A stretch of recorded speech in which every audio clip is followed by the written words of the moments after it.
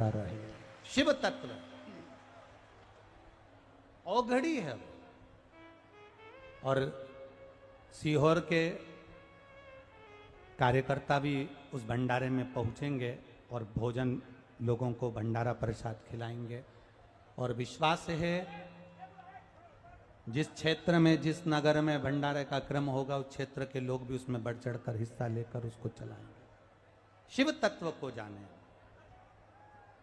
अपने भीतर एक भाव प्रकट करिए शंकर भगवान को जानने का। दुनिया में शंकर भगवान से रावण ने धन मांगा, रावण ने दौलत मांगी, रावण ने सत्ता मांगी, भस्मासुर ने सत्ता वैभव कंकण मांगा, सबने सब कुछ मांगा, पर शंकर भगवान से नंदी जैसा मांगने वाला नहीं मिला। जो नंदी ने मांगा वो शिवजी से किसी ने नहीं मांगा। नंदी ने क्या मांगा भोलेनाथ जी से? नंदी बाबा भोलेनाथ जी से कहते हैं, बाबा नंदी भगवान शिव से कहते हैं, भोले बाबा आपसे कुछ मांगना चाहता हूं, मैं दिल से कुछ कहना चाहता हूं। क्या कहना चाहते, क्या मांगना चाहते, क्या चाहिए तुमको, बोलो। नंदी कहते हैं, बाबा इतनी कृपा कर दीजिए कि मेरे इस सुंदर मुख को हटाकर, मेरे इस सुंदर मुख को हटाकर इस शरीर पर आप बेल का मुख लगा दीजिए, नंदी का मुख लगा दीजिए। मेरा ये शरीर रहे मना नहीं, पर मेरा मुख बेल का लग जाए, मेरा मुख एक गाय के बछड़े का लग जाए, मेरा मुख एक नंदी का लग जाए। शंकर भगवान ने पूछा, नंदी तू आखिर अपने इस मनुष्य के मुख को हटाकर तू आखिर नंदी का मुख क्यों लगाना चाहता है? तू बेल का मुख क्यों लगाना चाहता है? नंदी कहता है, बाबा अगर मैं सुंदर बना रहूंगा ना और आपके सामने बैठा रहूंगा, मुझे मेरी धर्म पत्नी देखती रहेगी और मैं उसको देखता रहूंगा, कहीं ना कहीं मेरे भीतर सुंदरता का अहंकार आ जाएगा, और सुंदरता का यदि अहंकार आ गया तो मैं आपका भजन भूल जाऊंगा। इसलिए मेरी सुंदरता हटाकर आपके चरणों का दास बना। अब शिव की कृपा देखिए, भगवान जो करता है वो साधारण नहीं करता। शंकर भगवान ने नंदी का, मनुष्य का चेहरा हटाकर नंदी को बेल का मुख लगा दिया। बेल का मुख लगाकर नंदी कैलाश पर्वत पर घूम रहे थे, आज अति प्रसन्न थे, घूम रहे थे। इतनी ही देर में लंका का राजा रावण वहां से निकल कर जा रहा था। नंदी की प्रसन्नता थी, और नंदी की प्रसन्नता के कारण नंदी घूम रहे थे, भ्रमण कर रहे थे। और नंदी जब घूमते घूमते जा रहे थे तो लंका का राजा रावण वहां से निकल कर जा रहा था। लंका का राजा रावण निकल रहा था। अब लंका के राजा रावण ने चलते चलते चलते चलते जब देखा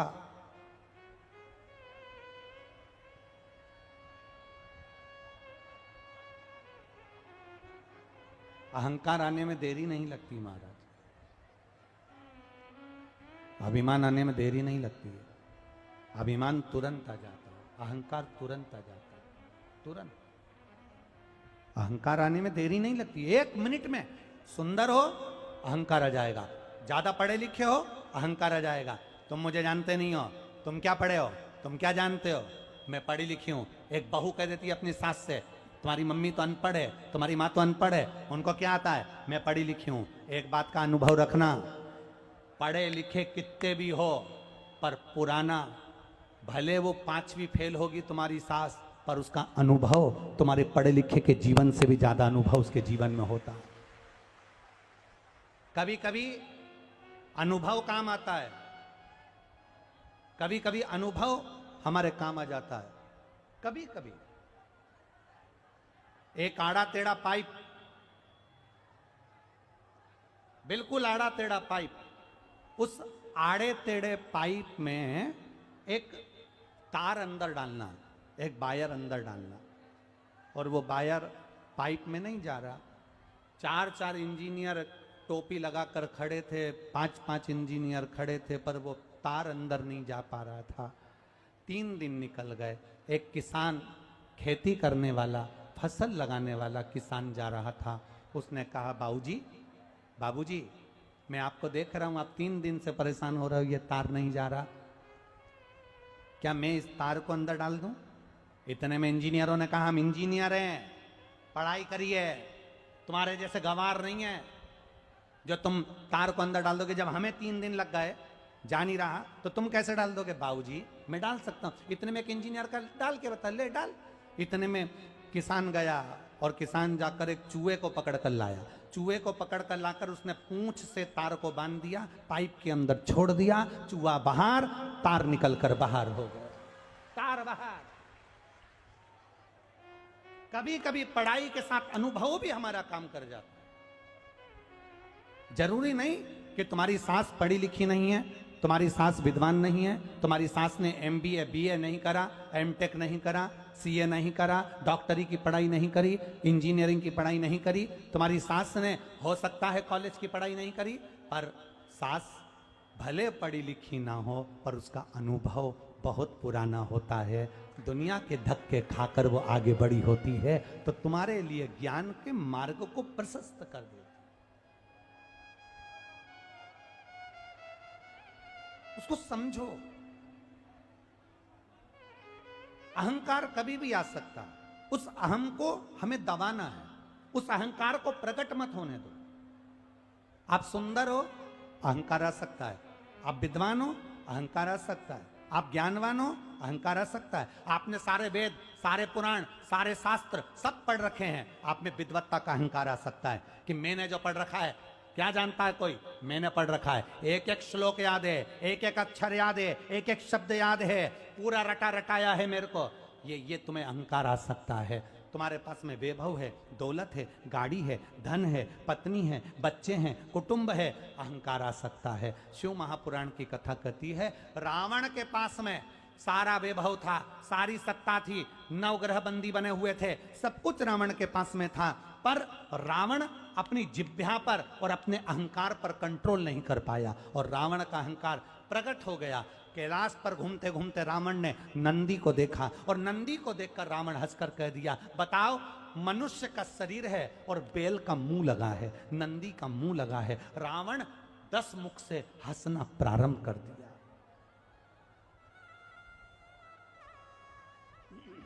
रावण जब 10 मुख से हंसना प्रारंभ करा, रावण ने जब हंसना चालू करा, नंदी को बुरा नहीं लगा, क्योंकि नंदी ने भगवान से खुद मांगा था कि मेरा चेहरा बदल दो, खुद मांगा।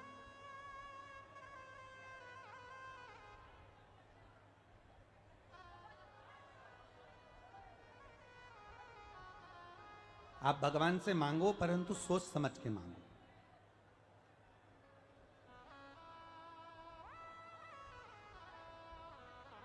एक व्यक्ति भगवान से हमेशा कहता था, भगवान मुझे ऐसा बना दो, लोग मुझे पैसा दे ही दें, दे ही दें, दे ही दें, और मैं किसी को नहीं दूं। भगवान ने उसको भिखारी बना दिया। लोग उसको पैसा देते ही देते और भिखारी किसी को नहीं देता। एक व्यक्ति ने कहा, भगवान मुझे ऐसी कृपा कर दो, मेरे आगे पीछे गाड़ियां ही गाड़ियां दौड़े, खूब गाड़ियां मेरे आगे पीछे हो। ये भगवान से मांगने की चीजें नहीं है कि साहब गाड़ी दे देना, साहब मुझे लोग दें, ये दे देना। भगवान से अगर मांगना है तो भगवान से प्रार्थना करना कि देना हो तो दीजिए, जन्म जन्म का साथ।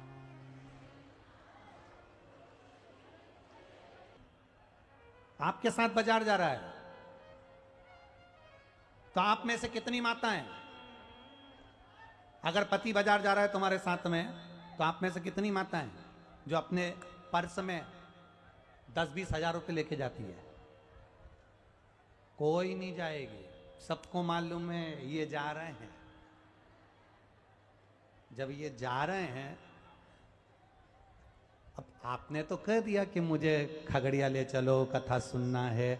अब आपको मालूम है ये लेकर जा रहे हैं तो मुझे आगे बिठाएंगे भी, और पूरे रास्ते में कुरकुरा और चाय खिलाते पिलाते फिर ले। मैं एक बात अपने उतार कर रखिएगा कि विकलांग को, मंदबुद्धि को, किसी के शरीर में कष्ट है, कोई विकलांग है, कोई मंदबुद्धि है, किसी के शरीर में कोई दुख है, तकलीफ है, कष्ट है, उसको देखकर कभी नहीं हंसना।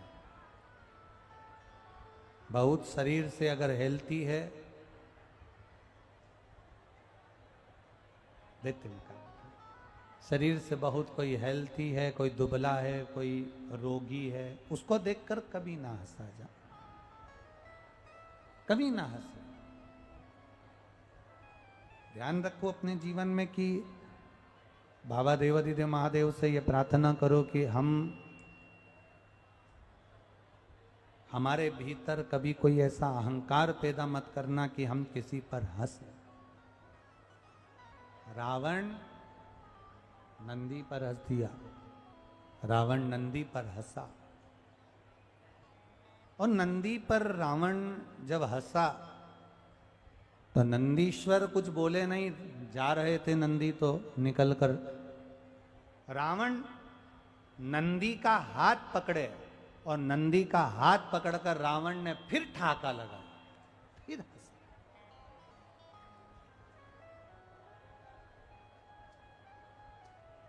रावण फिर हंसा। अब नंदी का हाथ पकड़ा हुआ है, रावण नंदी का हाथ पकड़ा और ठाका लगाकर हंस रहा। तब नंदी को थोड़ा सा क्रोध आया। नंदी को, बेटा 10 मिनट, जब फिर नंदी को क्रोध आया। अब नंदी को जब क्रोध आया तो नंदी ने तुरंत लंकाधिपति रावण को देखा, और रावण को देखकर कहा, लंकेश, ब्राह्मण होकर, विद्वान होकर, ज्ञानवान होकर, धनपति होकर, सत्तापति वैभवपति होकर तुम मेरे ऊपर हंस रहा है। एक अज्ञानी व्यक्ति अगर किसी पर हंसे, एक अज्ञानी व्यक्ति अगर किसी पर उपहास करे, एक अज्ञानी व्यक्ति अगर किसी पर हंसे, एक अज्ञानी व्यक्ति अगर किसी पर उपहास करे तो चल जाए, परंतु ज्ञानवान, विद्वान, ज्ञानी होकर अगर कोई हंस रहा है, ज्ञानी होकर अगर कोई खिल्ली उड़ा रहा है, ज्ञानी होकर कोई अपशब्द कह रहा है, तो ये श्रेष्ठता नहीं बनती। अज्ञानी करेगा चल जाएगा, अज्ञानी करेगा तो चलेगा, पर ज्ञानी होकर अगर कोई कुछ कर रहा है, ज्ञानी होकर अगर कोई हंस रहा है, ज्ञानी होकर अगर कोई उपहास कर रहा है, ज्ञानी होकर यदि अपशब्द बोल रहा है, तो वो नहीं चलेगा, वो श्रेष्ठता नहीं। शिव महापुराण, जब क्रोध आया तो क्रोध आते से ही नंदी ने हाथ पकड़ा रावण का, और लंकाधिपति लंकेश से रावण से कहा, लंकाधिपति से कहा, सुन लंकेश, सुन रावण, सुन लंकाधिपति लंकेश, मैं नंदी भगवान शंकर के चरणों का दास, मैं नंदी भगवान शिव के चरणों का दास आज तुझे श्राप देता हूं। सुन लंकाधिपति, तू मेरे इस स्वरूप पर हंसा है, मैं तुझे श्राप देता हूं। रावण, लंकाधिपति, मैं तुझे श्राप देता हूं कि तेरी पूरी सोने की लंका और तेरा पूरा कुल अगर मरेगा, समाप्त होगा, तो उसमें जैसा मेरा पशु का मुख लगा है, ऐसे ना जाने कितने पशु, ना जाने कितने जीव जंतु, ना जाने कितने रूप बदलकर बानर तेरी लंका में पहुंचेंगे और तेरी लंका में आग लगाकर मानेंगे, ना जाने कितने पहुंचेंगे और वो आग लगाकर मानेंगे। शिव पुराण कहती है, भगवान शंकर का संवाद कर रहा है, शिव तत्व कह रहा है, शंकर भगवान का संवाद कर रहा है। शिव महापुराण की कथा कह रही है। हम किसी पर हंसे ना। जिस रोगी व्यक्ति को देखकर हम हंसते हैं, हो सकता है वो रोग का कारण हमारे में भी आ जाए। हम किसी दुर्बल को देखकर, हम किसी असहाय को देखकर हंसते हैं, उपहास करते हैं, अपशब्द कहते हैं, हो सकता है वो भाव हमारे लिए भी आ जाए। इसलिए किसी पर हंसा ना जाए, किसी पर ना हंसा। भला किसी का करना सको तो बुरा किसी का ना करना, फूल नहीं बन सकते तो कांटे बनकर मत रहना। आप अच्छा करने का प्रयास करिए, अपने जीवन को श्रेष्ठ बनाने का प्रयास करिए। आया समय,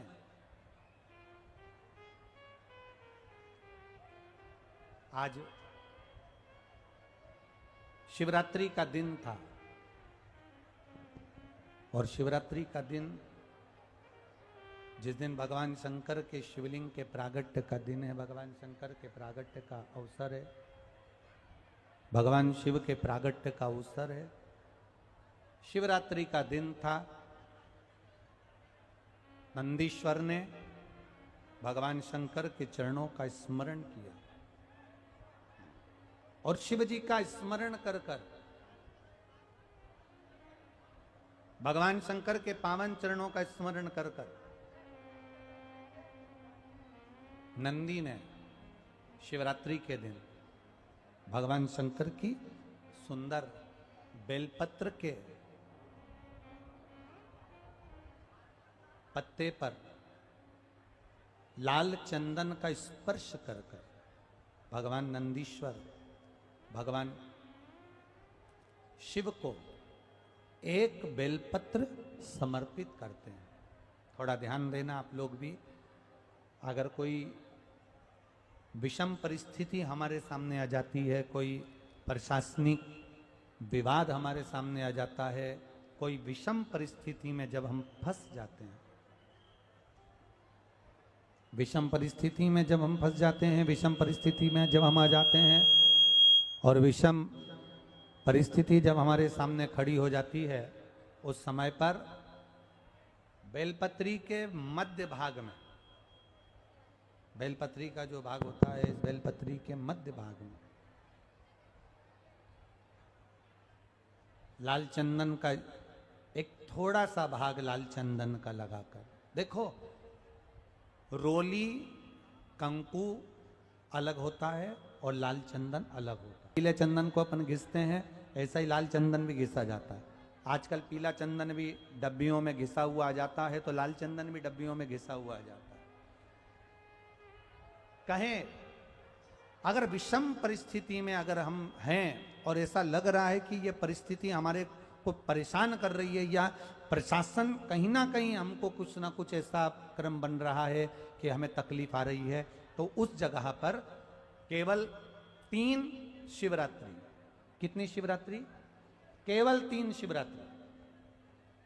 हर महीने शिवरात्रि आती है, किसी भी शिवरात्रि पर, प्रत्येक महीने शिवरात्रि आती है, किसी भी 3 शिवरात्रि पर लाल चंदन बीच वाली पत्ती पर लगाकर, अशोक सुंदरी का स्थान छुआकर, नंदीश्वर का नाम लेकर भगवान शंकर को अपने दिल की बात कहकर समर्पित कर दी जाती है। और उसी बेलपत्र को कुछ क्षण तक रखने के बाद मंत्र का स्मरण कर कर श्री शिवाय नमस्तुभ्यम बोलो, पंचाक्षर मंत्र नमः शिवाय बोलो, षडाक्षर मंत्र ओम नमः शिवाय बोलो, चाहे महामृत्युंजय मंत्र बोलो, जो तुमको याद हो उस मंत्र का स्मरण कर कर उस बेलपत्र को वापिस उठाकर अपने घर पर लाया जाता है।